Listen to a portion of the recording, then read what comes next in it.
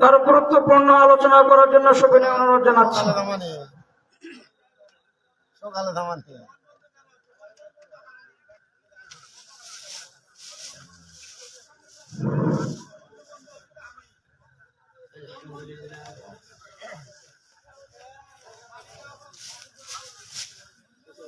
না ও তো থাকবে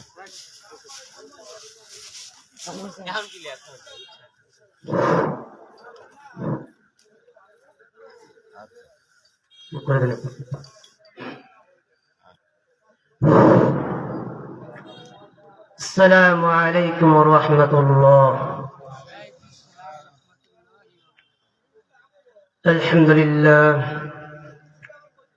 الحمد لله نحمده ونستعينه ونستغفره ونعوذ بالله من شرور أنفسنا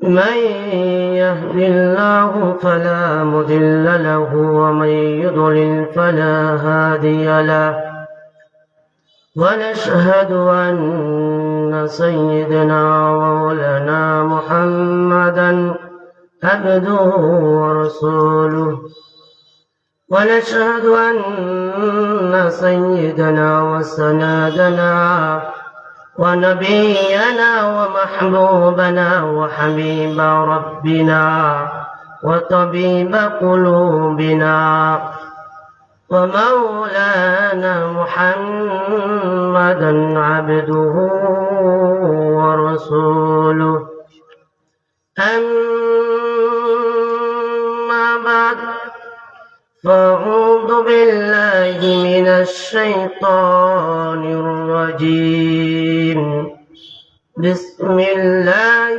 الرحمن الرحيم أينما تكونوا يدرككم الموت ولو كنتم بروج مشيدا وقال تعالى كل نفس ذائقة الموت وقال رسول الله صلى الله عليه وسلم أكثر ذكر هازم لذة الموت وقال رسول الله صلى الله عليه وسلم تحفة المؤمن الموت بلغ العلا بكماله كشف الدجى بجماله حسنت جميع خصاله صلوا عليه وآله ওরে ওরে সুন্দর পাখি জবিনে তোরা মদিনা মোদের সালাম পৌঁছে দিও নবীজির পাকরোদ সকলে বলি বালাগল গোলা বিকামালিহি কাশাফাত দুজা বিজামালিহি حسنة جميع خصاله صلوا عليه وآله সকলে আমরা দরুদে নামাজে যে দরুদ পড়ি দরুদে ইব্রাহিম সেই দরুদে ইব্রাহিমটা পড়ে সকলে আল্লাহুম্মা সাল্লি আলা মুহাম্মাদিন ওয়া আলা আলি মুহাম্মাদ كما صليت على إبراهيم وعلى آل إبراهيم إنك حميد مجيد اللهم بارك على محمد وعلى آل محمد كما باركت على إبراهيم وعلى آل إبراهيم إنك حميد مجيد الحمد لله সমস্ত প্রশংসা মহান রব্বুল আলামিনের দরবারে কারণ মাহফিলটি বাদ মাগরিব থেকে নিয়ে শুরু করে ঈশার নামাজ জামাতে আদায় করলাম, এরপরে আবারও আমাদের মাহফিলের কাজ শুরু হয়ে গেছে। এই জন্য রব্বুল আলামিনের দরবারে আমরা প্রত্যেকে একটু শুকরিয়া আদায় করে নিই, আলহামদুলিল্লাহ। কারণ রব্বুল আলামিন আপনি আমাকে দয়া করে মায়া করে ভালোবেসে এই জান্নাতের বাগানের মধ্যে বসার মতো সুযোগ করে দিলেন, ঠিক না? কারণ আপনি আমার মতো অনেকে আছে এখনো চার স্থানে এবং রাস্তাঘাটে এবং মেলার মধ্যে ঘোরাফেরা করছে। তো আল্লাহ তাআলা আমাদেরকে ওই সমস্ত জায়গা থেকে ফারেক করিয়া আল্লাহর এই একটি দিনের মজলিসের মধ্যে আসার মতো তৌফিক দান করলেন। সেই মহান রব্বুল আলামিনের দরবারে আপনি আমি সকলে একবার আবারও শুকরিয়া আদায় করি, আলহামদুলিল্লাহ। কারণ আল্লাহ তাআলা কুরআন কারীমের মধ্যে বলেন, লাইন শাকারতুম লাযীদান্নাকুম ওয়া লাইন কাফারতুম ইন্না আযাবি লাশাদীদ।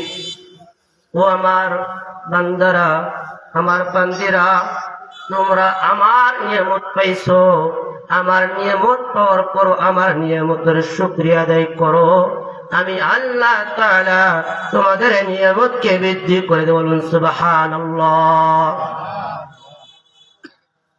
এরপরে রব্বুল আলামিন আবার ডাক দিয়ে বলেন, আমার যে সমস্ত বান্দারা আমার নিয়ামত পাইল, আমার নিয়ামত পাওয়ার পর আমি আল্লাহ তাআলা নিয়ামতের শুকরিয়া আদায় করলো না, আমি আল্লাহ তাআলা তাদের কাছ থেকে নিয়ামত ছিনিয়ে নিব এবং কঠিন আযাবের মধ্যে গ্রেফতার করব, বলেন নাউযুবিল্লাহ। তাহলে বলেন আপনি আমি এখানে আসতে পরে লাভ করি নাই? এমন কি লাভ জানেন কি? রাসূলুল্লাহ আরবি সাল্লাল্লাহু আলাইহি সাল্লাম বলেন, মাজলিসু ফিকিন খায়রুম মিন ইবাদাতি 60 সানাতান। যে কোন ব্যক্তি যদি কোন দিনের মাহফিলের মধ্যে সামান্য সময় বসে, ওই সামান্য সময় বসার কারণে রাসূল আরবি বলেন তাদের 60 বছর যে নফল ইবাদত করলে যা সওয়াব হবে সেই আমল নামে তার লিখে দেওয়া হবে, বলুন সুবহানাল্লাহ। তাহলে আমরা লাভ করছি না? লাভ করছি। এজন্য আমরা প্রত্যেকে আমরা সর্ব হালতে সর্ব অবস্থায় আল্লাহ তাআলার শুকরিয়া আদায় করব ইনশাআল্লাহ। যে দেখেন, আমি আপনাদের সামনে কোরআন পাকের দুটি আয়াত পড়েছি এবং দুটি হাদিস পড়েছি। আল্লাহ তাআলা আমাকে এই গুনাহগারকে যদি এই আয়াত এবং হাদিসের উপরে কথা বলা এবং আপনাদেরকে শোনার মতো তৌফিক দান করে, সকলে বলে আল্লাহুম্মা আমিন। যে দেখেন, আমি যে আয়াতটি পড়েছি সেই আয়াতের মধ্যে বলতেছেন, আইনামা তাকুনু ইদরিকুমুল মাউতু ওয়ালাউ কুনতুম বুরুজিন মুশাইয়্যিদা।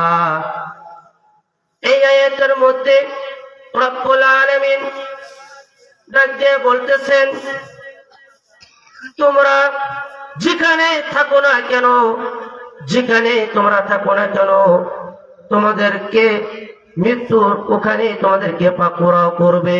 কি করবে? পাকড়াও করবে।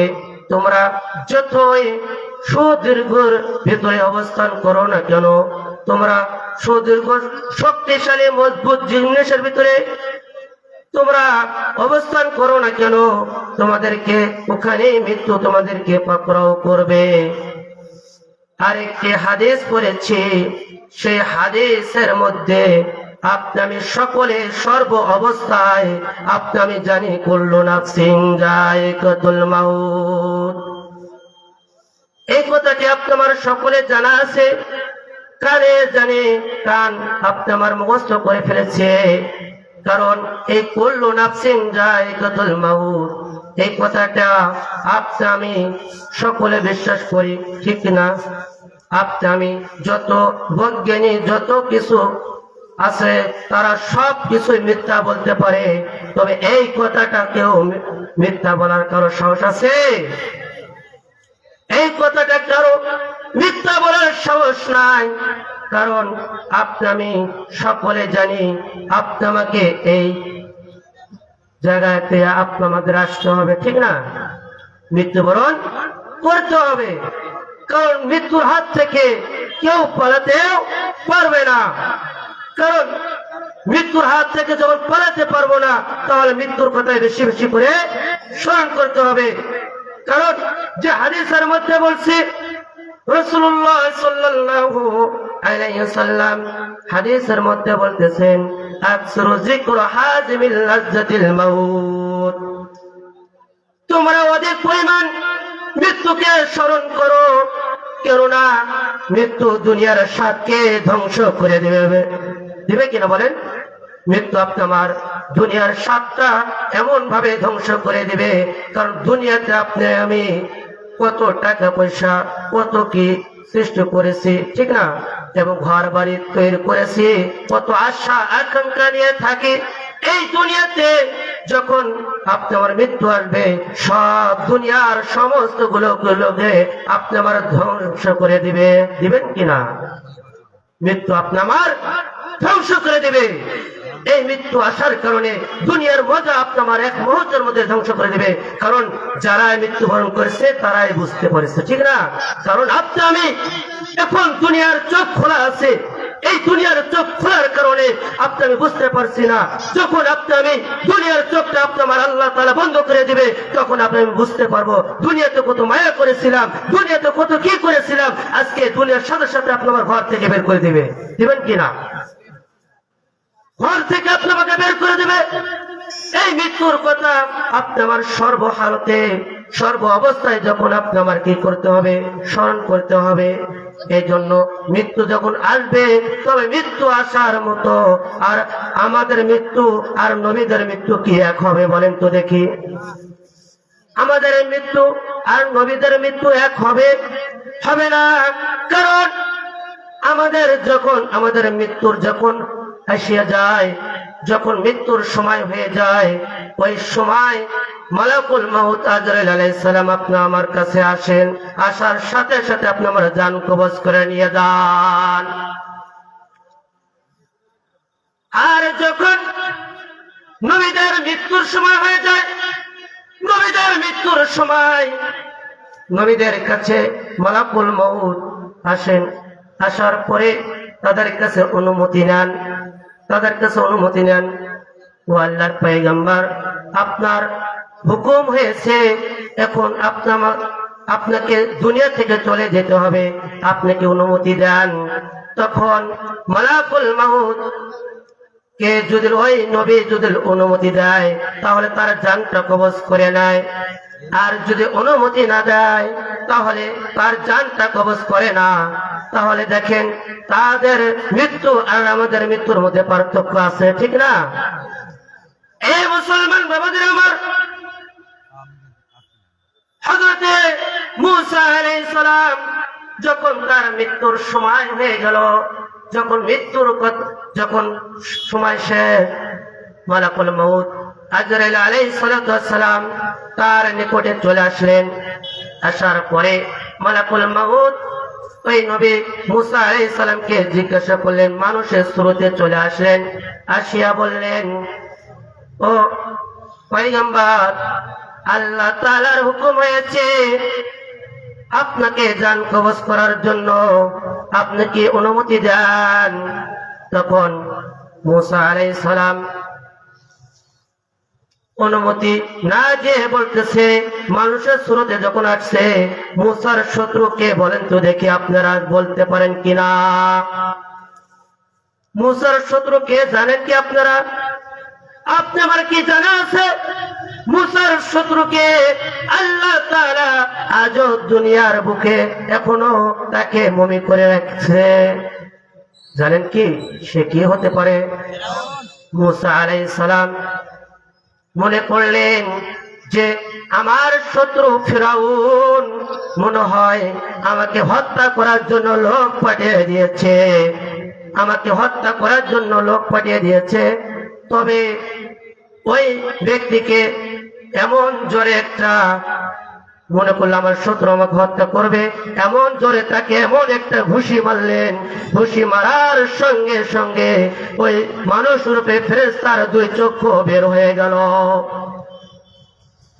দুই চক্ষু যখন বের হয়ে গেল তখন ওই ফেরেশতা জান কবজ না করে আল্লাহ তাআলার দরবারে চলে গেলেন। চলে যাওয়ার পরে আল্লাহ তাআলাকে বলতেছেন, ওগো আল্লাহ, ওগো আল্লাহ, আমাকে কার নিকটে পাঠাইছো? দেখো আমার কি হাল করে দিয়েছে, আমার দুই চক্ষু এমন জোরে একটি মার দিয়েছে, এমন জোর একটি ভ্যাকসিন মেরে দিয়েছে, এই ভ্যাকসিন মারার কারণে আমার দুই চক্ষু বের হয়ে গেছে। আল্লাহ তাআলা মানুষ রূপে ফেরেশতাকে বলল, ও আমার ফেরেশতা, তুমি আবার আমার ওই মুসা আলাইহিস সালামের নিকটে যাও। তুমি যাই তাকে বলো যে আল্লাহ তাআলা বলেছে যে মুসা আলাইহিস সালাম ছাগল পালতো। মুসা আলাইহিস সালাম কি পালতো বলেন তো দেখি? ছাগল পালতো। যে তুমি যাও তাকে যে বলো যে তার যে ছাগল আছে ছাগলের উপরে পিঠের উপরে হাত রাখতে, হাত রাখার পরে তার হাতের তালুর নিচে যতগুলো পশম পড়বে তত বছর আমি আল্লাহ তাআলা তার আয়ু বৃদ্ধি করে দেব। বলুন সুবহানাল্লাহ। এরপরে কি হবে? এরপরে তাকে মৃত্যুবরণ করতে হবে। এরপরে তাকে কি করতে হবে? মৃত্যুবরণ করতে হবে। তখন আল্লাহর হুকুম অনুযায়ী হযরতে মালাকুল মউত আজরাইল আলাইহিস সালাতু ওয়াস সালাম হযরতে মূসা আলাইহিস সালামের নিকটে চলে আসলেন।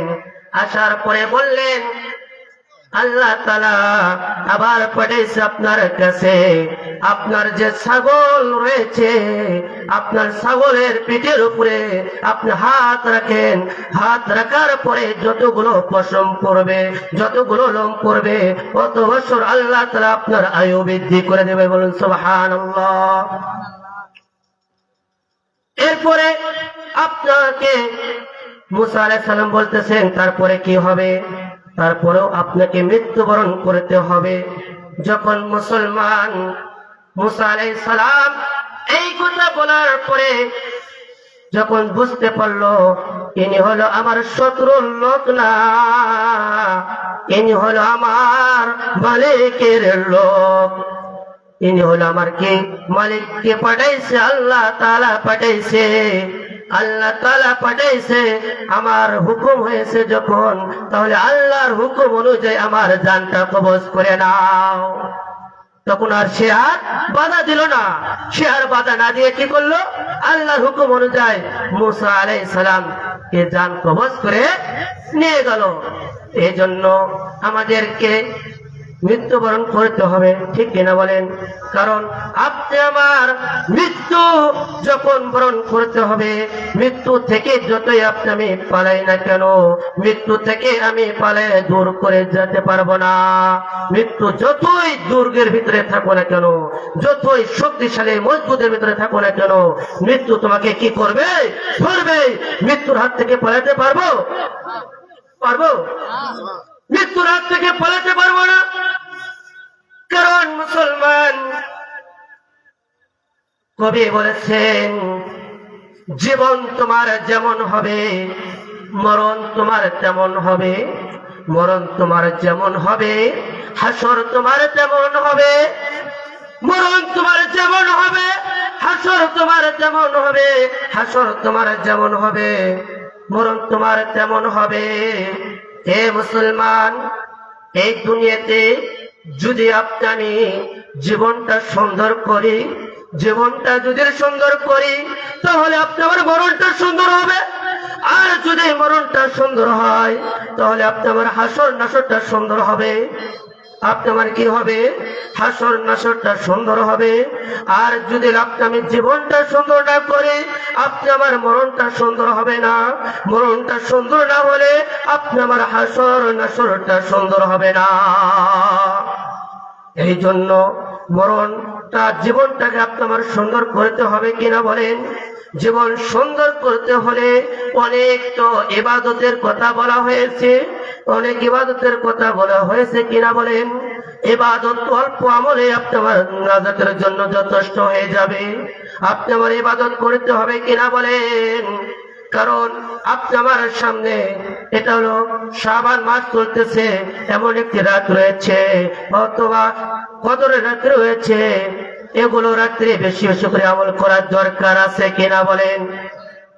এরপরে দেখেন, এটা হলো মসজিদের মাহফিল, মসজিদের মাহফিল, মসজিদের আলোচনা, মসজিদের ভিতরে যে আপনার নামাজ আদায় করতে হবে কিনা বলেন? যে মসজিদুল হারামের মধ্যে, মসজিদুল হারামের মধ্যে যদি কোনো ব্যক্তি এক ওয়াক্ত নামাজ আদায় করে, আল্লাহ তাআলা তার 1,00,000 নামাজের সওয়াব তার আমলনামায় দেখে দিবে। বলুন সুবহানাল্লাহ। তাহলে মসজিদুল হারামের মধ্যে যদি 1 ওয়াক্ত নামাজ আদায় করার কারণে 1,00,000 সওয়াব দান করে দেয়, মসজিদে হারামের অংশ তো আমাদের এই মসজিদ কিনা বলেন? নলসে কাছারি পরে এটা একটা মসজিদ না, এটা একটা মসজিদ, এটা হলো আল্লাহর ঘর মসজিদ। এই মসজিদে যে ব্যক্তি নামাজ আদায় করবে, ওই ব্যক্তিকে আল্লাহ তাআলা সওয়াব দিবেন কিনা বলেন? দিবেন।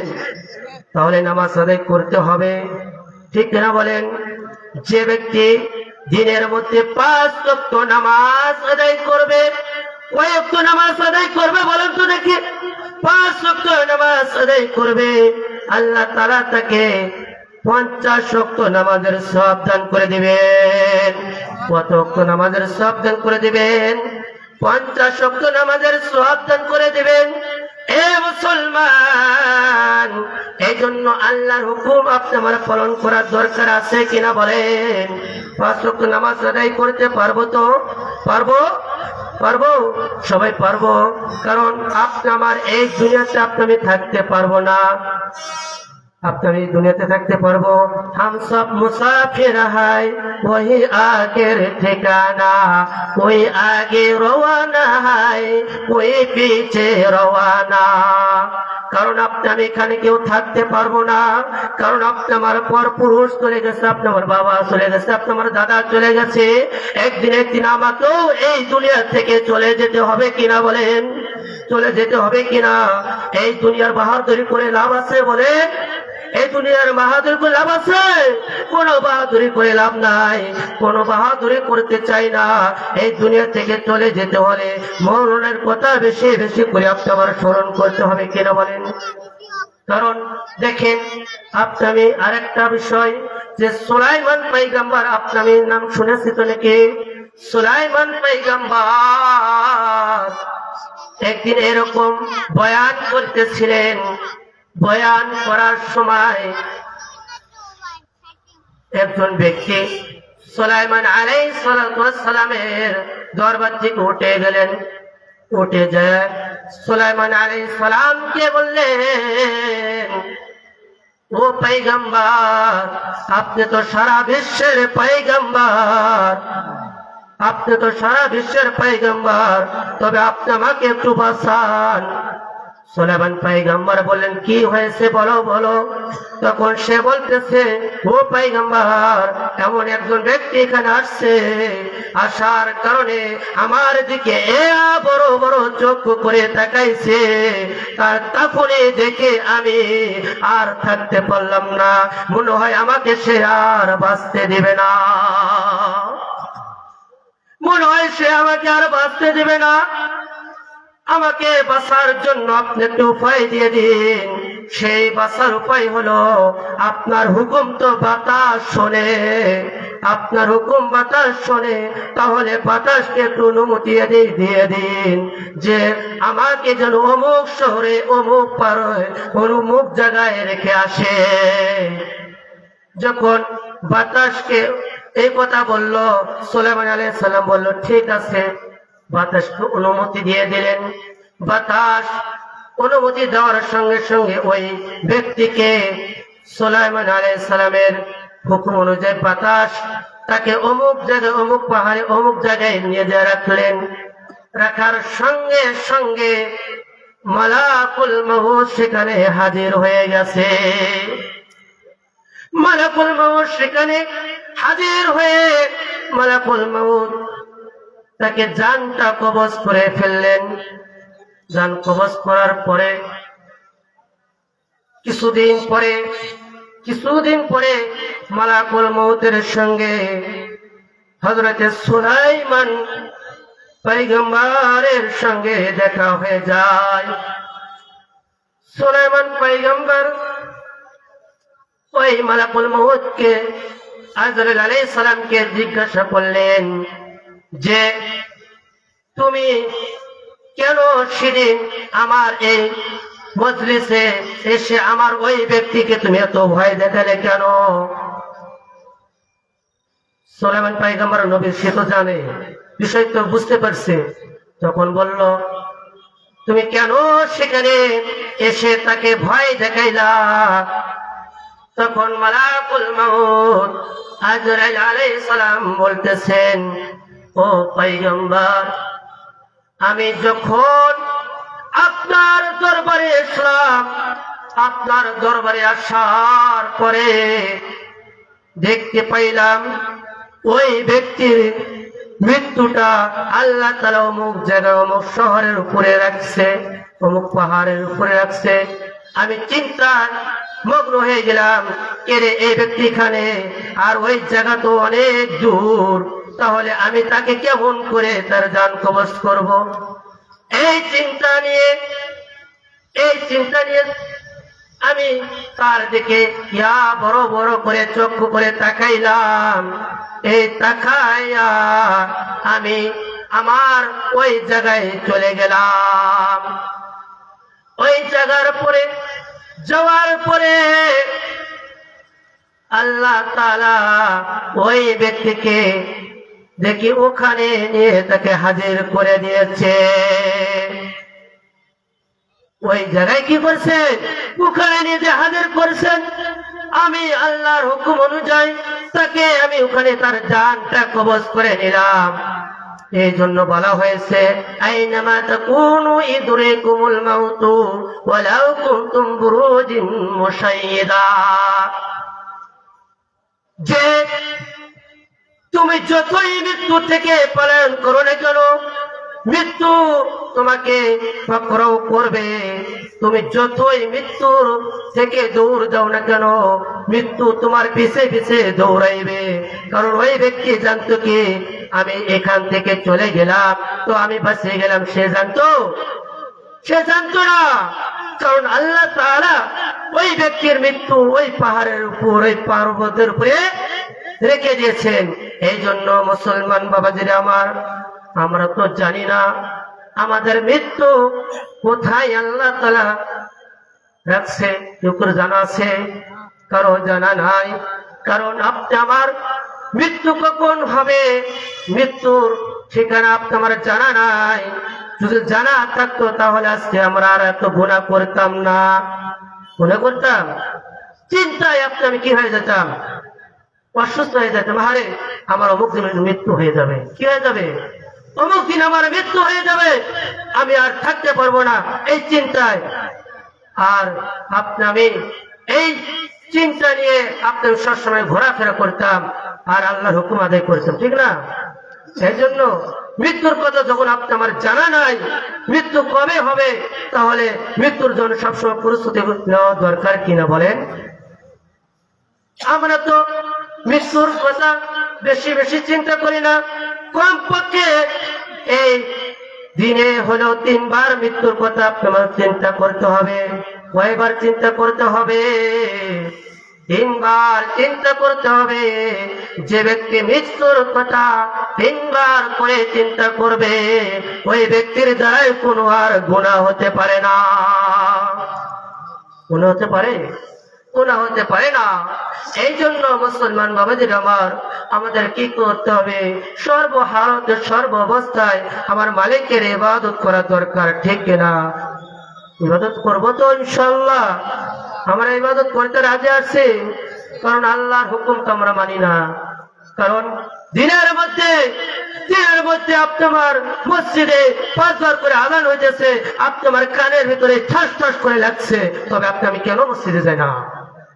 বলেন তো দেখি। আল্লাহকে ভয় করি, কারণ আমি এখানে থাকতে পারবো? এখানে আমার বাপ দাদার সম্পত্তি, এটা আমার বাপ দাদার সম্পত্তি না, এখানে আমি থাকতে পারবো না। এই জন্য বলা হয়েছে, রাসূলুল্লাহ সাল্লাল্লাহু আলাইহি সাল্লাম বলেছেন, মান বানা লিল্লাহি মাসজিদান বানাল্লাহু বাইতান ফিল জান্নাহ। যে ব্যক্তি আল্লাহর ঘরে দান করবে, আল্লাহর ঘরে দান সদকা করবে, আল্লাহ তাআলা কি করবেন? ওই ব্যক্তির জন্য আল্লাহ তাআলা জান্নাতের মধ্যে একটি ঘর বানাবেন। কি বানাবেন? ঘর বানাবেন। তাহলে দেখেন, এই মুসলমান বাবাদের আমরা তো প্রত্যেকে জান্নাতে যেতে চাই, তাই না? কেউ কি আছে যে জাহান্নামে যাব? যাদের জ্ঞান আছে, কেউ কি আমরা যেতে চাই জাহান্নামে? কেউ জাহান্নামে যেতে চাই না। আমরা সকলে কি করে? জান্নাতে যেতে চাই। তাহলে জান্নাতে যেতে হলে রাসূলের হাদিসের কথা অনুযায়ী আমার করতে হবে, তো ঠিক না? রাসূলের হাদিস মানতে হবে না? রাসূল বলেছেন, যারা আল্লাহর ঘর মসজিদের ভালোবাসায় কি করবে, তারা দান সদকা করবে, আল্লাহ তাআলা তাদের জন্য জান্নাতের মধ্যে একটি বালাখানা তৈরি করে দেবেন। সুবহানাল্লাহ। তাহলে দেখেন, এই দুনিয়ায় আমি কত কষ্ট করে নিজের জীবন পানি করে দিয়ে, 20 বছরের জন্য সবকিছু বিলীন করে দিয়ে আমি নিজের আমলের খাতা একেবারে জিরো করে দিলাম। আমি কি করলাম? আমি নিজের আমলের খাতা কি করে দিলাম? জিরো করে দিলাম। আমার এই ঘর বাড়ি, আমার এই নিঃশ্বাসটা যখন বের হয়ে যাবে, বের হয়ে যাওয়ার সঙ্গে সঙ্গে আমার ঘর থেকে বের করে দিবে। তাহলে দেখেন জিরো হলো কিনা বলেন? কারণ এই যে কত পরিশ্রম করে আমি আল্লাহর হুকুম মানলাম না, এই দৌড় দিলাম ব্যবসা বাণিজ্যের জন্য, ব্যবসা বাণিজ্য করে নিয়ে এসে বিবি বাচ্চাকে খাওয়াইলাম, আর এই বিবি বাচ্চার আমার মৃত্যুবরণ করার সঙ্গে সঙ্গে বিবি বাচ্চা আমার ঘর থেকে কি করে দেবে? বের করে দেবে। তাহলে আমার এই যত কষ্ট করলাম সব আমার কি হলো? একেবারে জিরোতে সে গেল। এই জন্য মুসলমান বাবাদের আল্লাহর ঘর মসজিদের মাহফিল, এই মাহফিলে যদি আমি আল্লাহর ঘরে মসজিদের জন্য দান করে যেতে পারি, তাহলে আমার জন্য জান্নাতে কি হবে? ঘর হবে। এই ঘর থেকে আমাকে কে বের করে দিবে? বলেন তো দেখি। আমাকে আল্লাহ তাআলা যদি জান্নাতে দেন, তাহলে আমার ঘর থেকে বের করে দেওয়ার সুযোগ আছে? জান্নাতের মধ্যে একটা আমি ঘর তৈরি করলাম। তো এই জন্য আমরা কি করব? সকলে আল্লাহর ঘর মসজিদের জন্য আমরা কি করব? দান করব বেশি বেশি করে, এই নিয়তে যেন আল্লাহ তাআলা আল্লাহ রাসূলের হাদিসের উপরে আমল করে, যে আল্লাহ তাআলা আমাকে একটা জান্নাতের মধ্যে ঘর বানিয়ে দেয়, ঠিক না? জান্নাতে যেতে হলে তো আমাদের ঘরের দরকার, ঠিক না? ঘরের দরকার না? কারণ এই দুনিয়াতে আমি দুনিয়াতে বাস করে, ক্ষণিকের দুনিয়া। এই ক্ষণিকের দুনিয়ায় আমি ঘর বাড়ি কত কি তৈরি করি, ঠিক না? কত কিছু আমি তৈরি করি এই দুনিয়াতে থাকার জন্য। এই দুনিয়া আমাকে বের করে দেবে, তাহলে আমার কি করতে হবে? জান্নাতে ঘর বানাতে হবে, ঠিক না? এই জন্য আমরা প্রত্যেকে কি করব? এই দুনিয়াতে থাকার মুহূর্তের মধ্যে বেশি বেশি করে আমল করতে হবে, এমন আমল করতে হবে যেন আল্লাহ তাআলা আমাদেরকে জান্নাতের মধ্যে একটি ঘর বানায়া দেয়। পারবো তো ইনশাআল্লাহ? সকলে পারবো জান্নাতে ঘর বানাতে? দেখবো এই আজকের মাহফিলে সকলে মন খুলে আমরা সকলে কি করে দান করবো ইনশাআল্লাহ। কারণ আমাদের মেহমান সাহেব আসছে, আল্লাহ তাআলা তাকে সামনে রেখে আমার কথা বলার যোগ্যতা নাই, তবে আমার কথাগুলোর উপর যদি আমল করা নিয়ত হয়, আমল করে যদি ভুল হয়, তাহলে আপনি আমাকে ক্ষমা করে দিবেন ইনশাআল্লাহ। ওয়া আখিরি দাওয়ানা আলহামদুলিল্লাহি রাব্বিল আলামিন। আসসালামু আলাইকুম ওয়া রাহমাতুল্লাহ।